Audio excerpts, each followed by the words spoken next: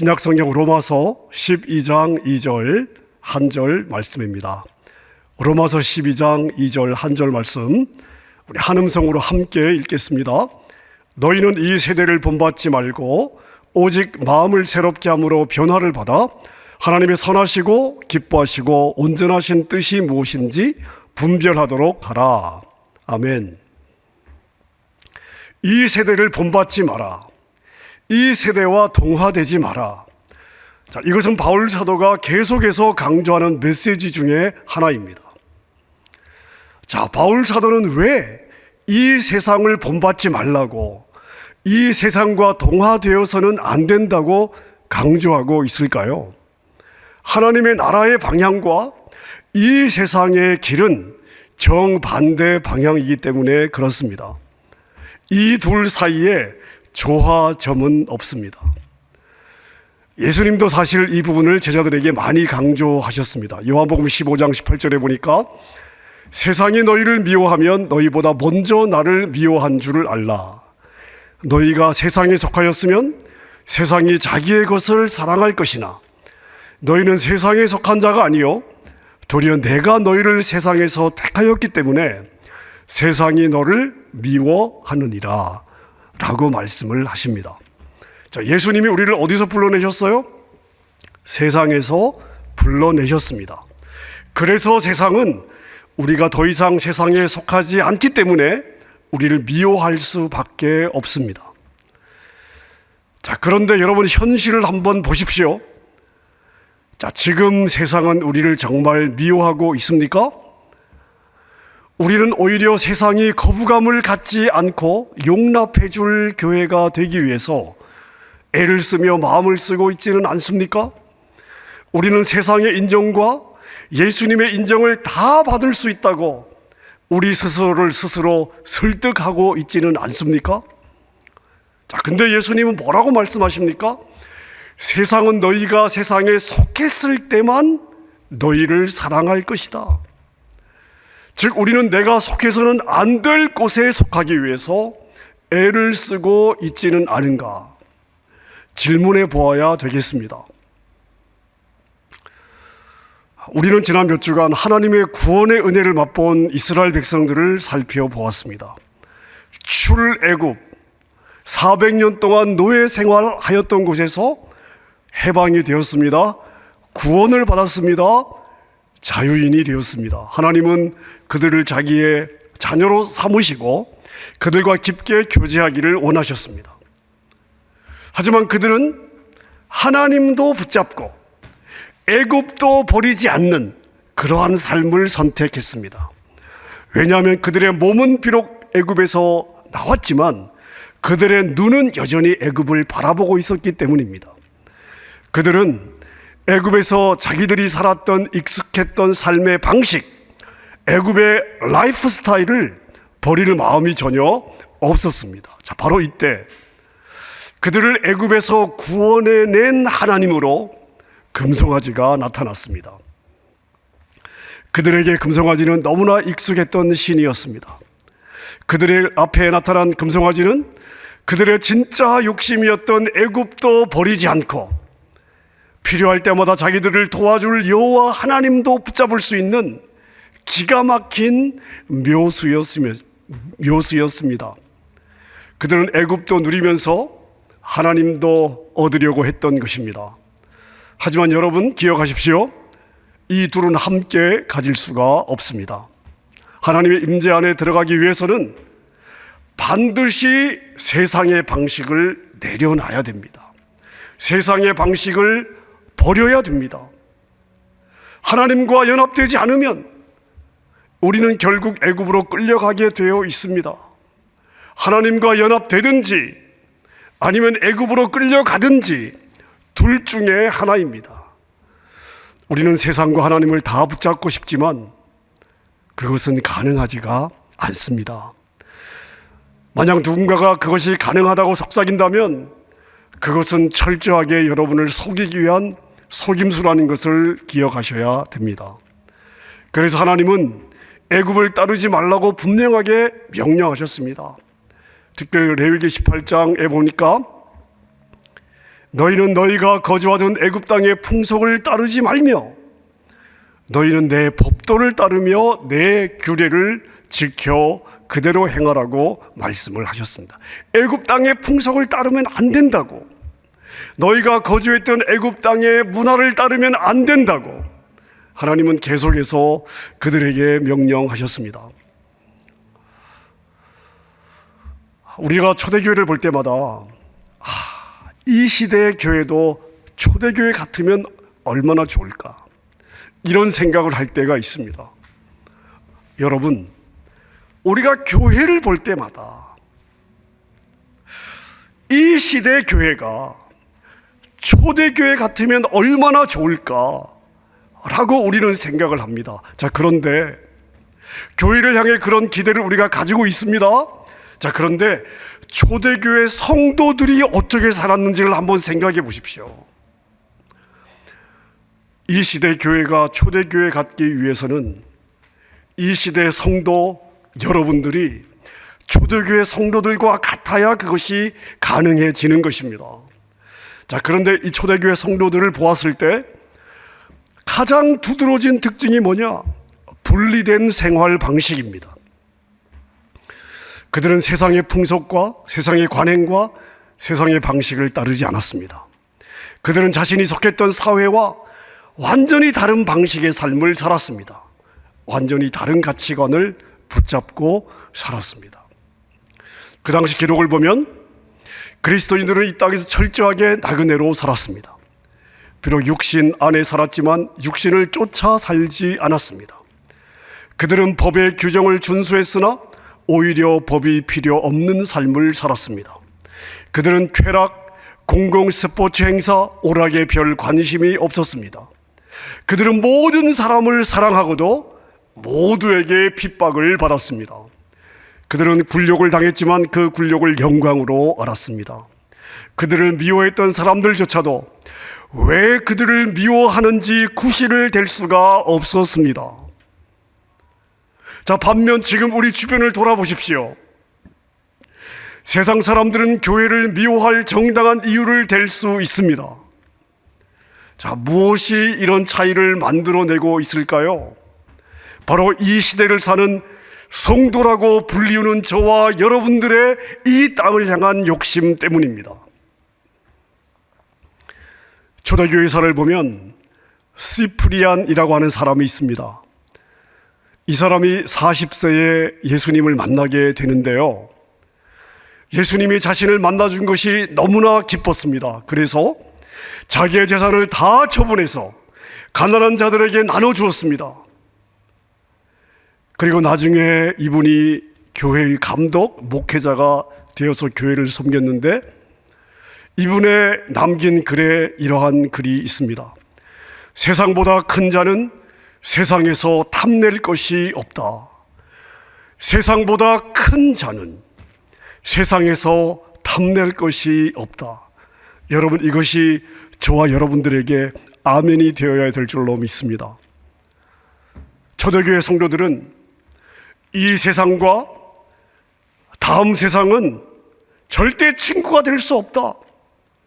이 세상과 다음 세상은 서로 적이라고 믿었습니다. 따라서 우리는 이 세상과 다음 세상 모두의 친구로 살아갈 수 없습니다. 야고보 사도가 이러한 우리의 실체를 정확하게 지적하고 있습니다. 야고보서 4장 4절에 보니까 가늠한 여인들아, 세상과 벗된 것이 하나님과 원수됨을 알지 못하느냐. 그런즉 누구든지 세상과 벗이 되고자 하는 자는 스스로 하나님과 원수되는 것이니라. 여러분, 간음이 무엇입니까? 무엇이 간음입니까? 배우자가 있음에도 불구하고 다른 이성을 탐하는 것이 바로 간음입니다. 자, 그럼 야고보 사도는 이 세상을 즐기려는 그리스도인들을 향해서 왜 간음하는 자들이라고 이야기하고 있을까요?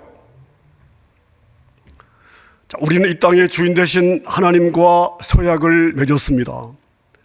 예수님은 전혀 깨끗하지 않은 우리를 당신의 신부로 영접해 주셨습니다. 그리고 우리도 그 주님의 부르심에 응답하여 예수님의 신부로 살겠다고 서약했습니다. 자, 그런데 그런 우리가 없어질 세상의 문화와 세상의 방식을 욕심낼 까닭이 어디에 있습니까? 만약 우리가 하나님을 따르면서 동시에 애굽을 포기할 마음이 없다면 금으로 송아지 형상을 만들고 이것이 애굽에서 너희를 구원해낸 하나님이다, 그 금송아지를 하나님으로 경배한 이스라엘 백성들과 다를 바가 뭐가 있겠습니까? 초대교회 문화를 보면 반문화였습니다. 반문화, 반대 문화. 그러나 오늘날 대부분의 교회는 하부 문화를 가지고 있습니다. 자, 이 둘의 차이는 무엇일까요? 반문화는 사회의 지배적 가치관과 행동 양식을 거부하든지 역행하는 생활 방식입니다. 초대교회 성도들은 당시 세상의 문화와 세상의 가치관을 따라가지 않았습니다. 그들은 세상의 문화와 타협하지 않았고 그 문화에 속하는 것을 적극적으로 거부하였습니다. 베드로 사도가 이렇게 외치지 않습니까? 너희는 이 패역한 세대에서 구원을 받으라. 여러분, 이 말은 무슨 말입니까? 이 미련하고 병들고 소망 없는 문화에서 빠져나오라는 외침입니다. 여러분, 이게 바로 반문화입니다. 자, 근데 오늘날 교회 문화는 하부 문화죠. 하부 문화가 무엇입니까? 기존 문화와 약간 다르긴 하지만 여전히 기존 문화의 일부입니다. 오늘날 교회가 바로 이러한 모습을 가지고 있습니다. 우리는 구원받았다, 거듭났다, 하나님의 백성이다라는 딱지를 가지고 있지만, 그러나 모든 면에서 이 세상의 문화, 이 세상의 사회와 끈끈하게 연결되어 있습니다. 제가 한번 예를 들어 보겠습니다. 우리 사회의 구성원들을 보면 한쪽 끝에는 극단적 자유주의자들이 있습니다. 그리고 반대 끝에는 보수주의자들이 있고요. 이 사이에 다양한 스펙트럼을 가진 부류들이 있습니다. 우리가 자유주의자들이다 라고 말하면 어떤 사람들입니까? 락스타들, 그리고 자유분방한 예술가들, 옷차림이 희한한 사람들, 동성연애자들, 머리를 이상한 색으로 물들이거나 피부를 탈색시키거나. 자, 물론 대다수 교회나 성도들이 절대 그들을 흉내내려고 하지 않습니다. 자, 그런데 반면 보수주의자들을 한번 보십시오. 이들은 대부분 사람들이 정상적이라고 여기는 삶을 살아가고 있습니다. 이 부류의 사람들은요, 보통 스스로를 그래도 나는 괜찮은 사람이야, 이렇게 괜찮은 사람으로, 좋은 사람으로 스스로 생각하며 살아갑니다. 하지만 극단적 자유주의자들 뿐만 아니라 스스로 보수주의자라고 생각하는 사람들조차도, 여러분, 이 시대, 이 땅의 영들, 공중 권세 잡은 자의 영향력 아래 있는 이 시대의 문화를 즐기고 이 문화에 속해 살아가고 있습니다. 이 문화를 절대 거부하지 않습니다. 오늘날 그리스도인들, 오늘날 신자들은 바로 여러분들입니다. 여러분들은 세상과 분리되어 하나님의 온전한 통치 아래 살아가고 있습니까? 여러분은 그렇게 살고 있다고 말할 수 있습니까? 아마 나는 그렇게 살고 있습니다 라고 대답할 수 있는 성도들이 그렇게 많지는 않을 것 같습니다. 물론 나는 세상에 속하였다라고 말하지는 않을 것입니다. 하지만 실제적으로 보면 세상과 다르게 산다는 것을 표시내지 않으려고 애써 노력하며 살고 있는 수많은 그리스도인들을 우리는 볼 수가 있습니다. 데살로니가전서 5장 22절을 이렇게 말하고 있습니다. 악은 어떤 모양이라도 버리라. 에베소서 5장 11절에 보니까 너희는 열매 없는 어둠의 일에 참여하지 말고 도리어 책망하라. 그들이 은밀히 행하는 것들은 말하기도 부끄러운 것들이라. 여러분들은 성경이 주는 이러한 경고에 심각한 주의를 기울이고 있습니까? 성경의 이러한 경고를 여러분들은 듣고 있습니까? 성경이 이러한 부분들에 대해서 경고하고 있다는 사실은 알고 있으십니까? 영화를 한번 예로 들어 볼까요? 요즘 영화에는 다 등급을 매기고 있습니다. PG, 13, PG, 15, R 이렇게 등급을 매기고 있지 않습니까? 대다수 성도들이요, 지나친 욕설이나 폭력이나 그리고 과도한 신체 노출만 없다면 PG-13, 13살 등급 정도의 영화를 보는 것에 아무런 거리낌이 없을 것입니다. PG-13 정도 뭐가 문제가 되겠습니까? 라고 생각하실 것입니다. 하지만 지나친 욕설이나 과도한 신체 노출이 없다 하더라도 여러분, 그러한 영화들조차도 경멸과 분노와 폭력과 혼외 정사 등으로 가득 차 있습니다. 문제는 무엇입니까? 많은 성도들이 그 정도는 아무런 부담도 없이 보고 즐기고 있다는 것입니다. 이게 현실입니다. 자, 그러면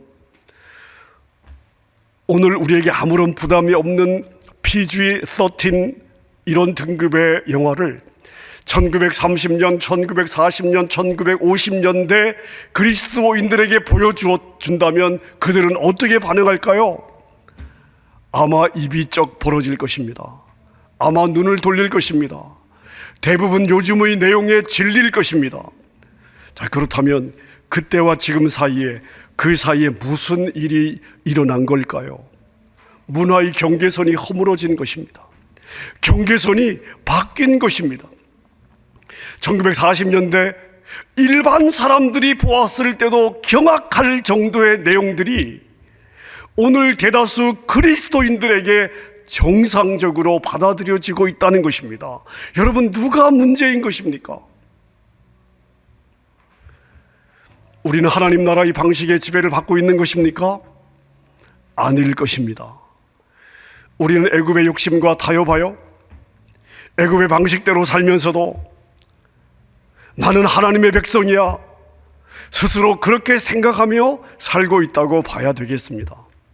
금으로 송아지를 만들어 놓고 자기들의 손으로 만든 우상인데, 하지만 그 송아지가 자신들을 애굽에서 구원해 준 하나님으로 믿고 예배하며 뛰어놀았던 그 당시 이스라엘 백성들과 다를 바가 전혀 없는 것입니다.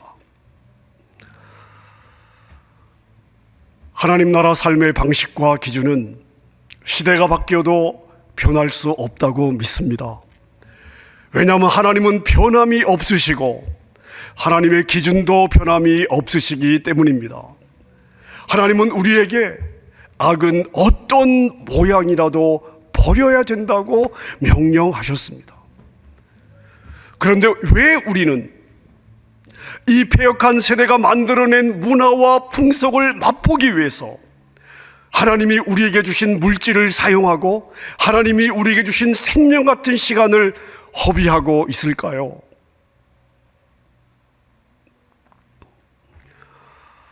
어떤 분이 기도 가운데 이런 음성을 들었다고 합니다. 내 백성이 왜 내 손에 못을 박았던 그 일에서 즐거움을 찾고 있는가? 여러분, 저는 이 글을 읽었을 때 정말 너무나 많은 가책과 찔림을 받았습니다. 나에 대해서 나에게 주시는 그러한 음성으로 저는 받을 수밖에 없었습니다. 지금 현 시대 우리에게 주시는 말씀입니다. 내 백성이 왜 내 손에 못을 박았던 그 일에서 즐거움을 찾고 있는가? 사랑하는 여러분, 하나님의 기준은 바뀌지 않았지만 우리의 기준이 바뀌었습니다. 왜요? 우리의 기준을 하나님 나라가 아니라 세상의 문화에 맞추었기 때문입니다. 우리는 여전히 애굽에 대한 욕심을 버리지 않았습니다. 이런 우리의 생각은 우리의 옷차림, 우리의 헤어스타일, 돈을 사용하는 방식과 사업하는 법과 우리의 정치적인 견해 등 삶의 모든 부분에서 나타나고 있습니다. 하지만 초대교회 성도들을 보십시오. 그들은 세상의 문화와 타협하지 않았습니다. 오직 하나님 나라의 방식을 절대적인 방식으로 붙잡고 살았습니다. 그래서 세상 문화의 불경한 태도와 풍속과 오락을 거부할 수 있었습니다. 거기에 끌리지를 않았습니다. 유혹조차 받지 않았습니다. 초대교회와 성도들은 어떤 면에서 굶주린 교회였습니다. 무엇에 굶주렸습니까? 안락이나 쾌락에 대한 욕심보다 주님을 알고자 하는 굶주림들이 그들에게 있었습니다. 하나님을 더 알고자 하는 굶주림들이, 목마름들이 그들에게 있었습니다. 그래서 그들 대다수는 세상의 문화에서 유혹을 받지 않았습니다. 왜냐하면 세상의 문화에 대한 욕심이 없었기 때문입니다. 오히려 그들은 주님을 열망했습니다. 주님을 향한 열정으로 불타올랐습니다. 주님을 아는 상급에 비하면 세상은 아무것도 아니라는 것을 믿었습니다. 그들은 이것을 고백했고 이것을 믿었고 그리고 이 믿음대로 살아냈습니다. 말씀을 정리하겠습니다. 여러분의 삶은 하나님의 방식을 따라가고 있습니까? 아니면 하나님과 세상 사이에서 적당하게 타협하며 살고 있습니까? 하나님으로부터 사랑도 받고 세상에서 미움도 받지 않을 정도로만 그렇게 살고 있지는 않으십니까? 오늘 하나님은 여러분에게 말씀하십니다. 너희 심령의 변화를 받아라. 나의 심령이 말씀으로 변화될 때에, 새롭게 될 때에 우리는 비로소 익숙해진 세상의 방식을 버리고 하나님의 방식을 결단하며 살아갈 수가 있게 될 것입니다. 여러분, 여러분의 마음과 생각을 세상의 것으로 채우지 말고 하나님을 굶주려 하십시다. 초대교인들처럼 주님을 목말라 하십시다. 이 시대를 본받지 아니하고 심령의 변화를 받아 하나님의 선하시고 온전하신 뜻을 분별하며 순종하는 우리 성도님들 다 될 수 있기를 주님의 이름으로 축원합니다.